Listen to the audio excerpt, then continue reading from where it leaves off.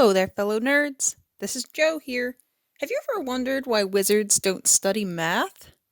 So, Hogwarts, the school where you study everything you need to know to become a successful witch or wizard, right? Yeah, no. Why can't most members of this super secret sub society do what it takes to blend in with muggles if it's against the law to reveal themselves?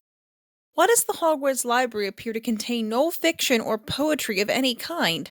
Why isn't there a wizard university? What I'm going to do here is outline 7 changes I would make to the Hogwarts academic curriculum without completely overturning the system in place. In this thought experiment, I'm going to be hopefully improving the quality of a Hogwarts education without changing the level of ministry oversight at Hogwarts, without changing the number of staff, and without changing the exam system or the basic structure of the students' schedules. Instead, these are changes that could be made within the system by, say, a new headmistress or headmaster. The first thing I would do is fire Professor Binns. He makes what could be a fascinating subject into the most boring thing ever, giving history teachers everywhere a bad name. Harry even wonders how he can make such bloody, violent events so dull. You have to be a really bad teacher for that. 2. I would completely axe divination. Dumbledore allows divination to continue against his better judgment simply because he hears Trelawney's prophecy. She might be in danger outside of Hogwarts, and also, let's face it, it's Dumbledore. He probably wants to see if she'll make any other real predictions. And yes, I hear you saying that a lot of the comments that Trelawney makes do come true, and that real prophecies exist, but for the most part, the class is a waste of time. My interpretation is that most predictions are not made intentionally, and Hogwarts students could be taking other classes instead. 3. Hogwarts students need to learn to write, and they need literature. Smarter people than me have discussed at length how the Potter books frame practical education as good and theoretical education as bad, but my perspective on this issue helps frame my approach to this reform proposal, so I'll touch on it briefly. On the one hand, wizards need to learn magic, and they don't attend school for it until they're 11 years old. Spells learned in the first, second, or even later years are like the kindergarten and first grade of wizardry. So I understand why ditching spells in favor of sitting and listening to lectures on theory is frowned upon by the characters and by the narrative. We don't lecture first graders on the theory of the alphabet, we teach them the alphabet and how to use it. And taking Defense Against the Dark Arts as an example, I 100% understand that Hogwarts students need to practice on real boggarts and learn how to disarm and cast a Patronus. However, education generally includes the arts because human beings don't function on skill sets alone, and Hogwarts is the only formal education these kids ever get, unless they go and do something like aura training, which also appears to be very skills-focused. It's long struck me as odd that J.K. Rowling, story lover and novelist, would include in her world radio programs, magazines, a newspaper, music groups, trading cards, and endless nonfiction book titles, but no literature aside from a single comic book title and the wizard equivalent to Brothers Grimm. I would assume that wizard fiction, or at least long-form poetry, exists in some form. We don't know how closely wizard literary trends would follow muggle ones, but since they don't have TV, they've got more time even than muggles to be writing fiction. Now, wizard kids clearly receive education at home before attending Hogwarts. Let's just give Mrs. Weasley a shout out here. She apparently homeschooled 7 kids in addition to everything else. But let's face it, even with the best primary curriculum in the world, 11-year-olds just don't know how to write essays particularly well.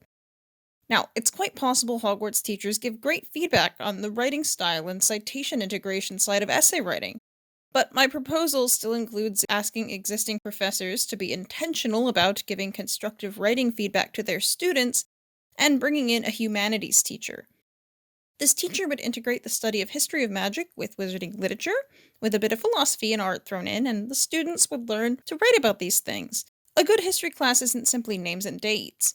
Like a good literature class, a good history class contributes to a well-rounded understanding of the reasons society has become the way it is, and understanding the assumptions of other people and other societies, understandings about ourselves, the realization that we are not the only people who have thought certain things. Wizard kids need that as much as muggles, perhaps more, because they are so isolated. 4. I would require all the students who had grown up in wizarding homes to take muggle studies for 2 years. If Mr. Weasley, Muggle-obsessed, misuse of Muggle artifacts office Mr. Weasley, who almost certainly took Muggle studies, cannot pronounce the word electricity. Then there must be a serious weakness in the existing course of study. And yes, from a storytelling perspective, this aspect of Mr. Weasley is just kind of funny, as is, say, the wizard at the Quidditch World Cup who wears a nightgown and thinks that's going to pass because he bought it in a Muggle shop. But in story, it shows wizards need to learn more about Muggles. Greater knowledge of how to blend in would reduce statute of secrecy issues.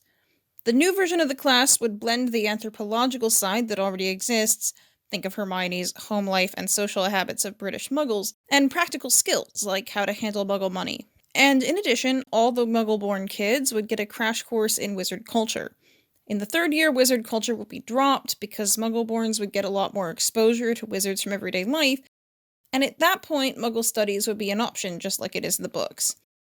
Adding these classes is the trickiest thing on this list to accomplish logistically, because though I've dropped divination from the curriculum, there still isn't a slot in the first and second year schedule for another class. What I'm proposing is a once-a-week seminar class, perhaps 45 minutes in the evening. On alternating weeks, the separate classes would be combined so that everyone in the year could come together and discuss the things they're learning in their respective wizard culture and Muggle studies classes. This allows for the logistics of teaching two different subjects, enriches the level of discussion, and increases opportunities for mutual understanding and clarification between the groups, and hopefully prevents the feeling that the Muggle-borns and those from wizard families are being segregated. 5. I would add more career advice sessions. In the second book, we see the difference in how family background impacts the amount of guidance students have. How the pureblood Neville Longbottom gets advice from all his relatives, and Muggle-born Dean Thomas chooses his subjects at random. This is a real-life issue. For example, among other things, first-generation college students don't have as much guidance or knowledge of how the system works as those with family members who went to college.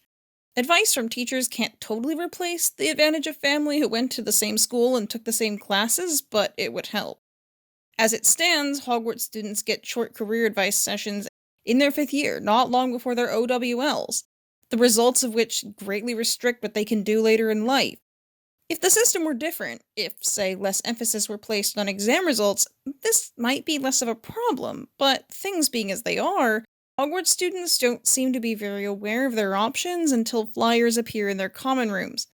In the books, students get career advice from their head of house. But since this new plan would give them a bunch of extra work, what I'd do is assign every student an advisor, a teacher from whom they would receive advice and support throughout their time at Hogwarts. I'd also have the second-year students shadow older students so that they could get exposure to the new class options. 6. I would integrate what you might call Muggle subjects into the subjects that already exist. Math and physics could be integrated into astronomy, biology into herbology and care of magical creatures, and chemistry into potions. I propose bringing in a squib who attended Muggle school to help establish sciences in the wizarding world. It would be worthwhile for wizards to know how their bodies and the ecosystem works, and surely Madame Pomfrey and the healers at St. Mungo studied biology in some form? Surely even in magical medicine, one would need to understand how cells and the skeletal structure work? One friend who read my script for this video suggested that science in the world of Harry Potter is just the Muggle way of understanding magic. Certainly there are fantasy stories where that is the case, but I don't think it is in Harry Potter. For the most part, magic in that world flies in the face of scientific logic. 7. I would slightly standardize Defense Against the Dark Arts. If I put on an analytical lens, I know that the reason there's no standard progression of study for this subject is because it's better for storytelling if each year there's a new teacher, a new curriculum, a new drama to go along with them. But when I don't have that lens on, I wonder why Dumbledore wouldn't attempt to guide his teachers. It's one thing not to interfere with McGonagall or Flitwick, good teachers who stay for decades.